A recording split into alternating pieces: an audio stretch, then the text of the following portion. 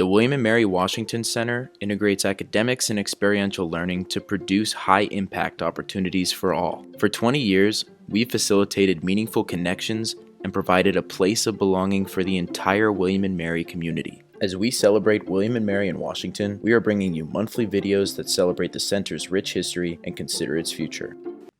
This video features someone who is intimately engaged with the Washington Center's past, present, and future. Drew Stelljes, Assistant Vice President for Student Engagement and Leadership, has taught at the Washington Center more than anyone else. Drew builds community through his study in DC courses, as he guides students to reflect on leadership, service, and education. What was my first reaction when asked to consider teaching for the Washington Center? Well, I was thrilled. I remember the phone call like it was yesterday. Roxanne, who has been a colleague and friend of mine for years prior, called me up with this fantastic idea.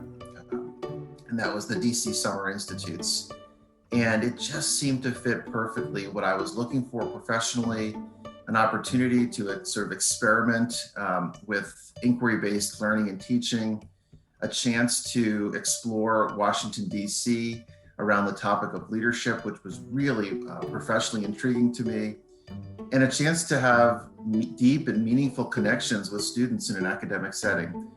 So my first reaction was I was thrilled. It seemed like an incredible opportunity.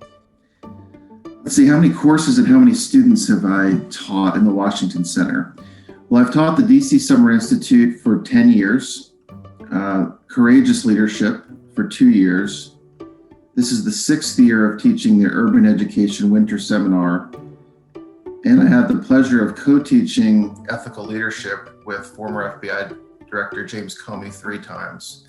I'd say that's approximately 500 students I've had the opportunity to work with over these 10 plus years.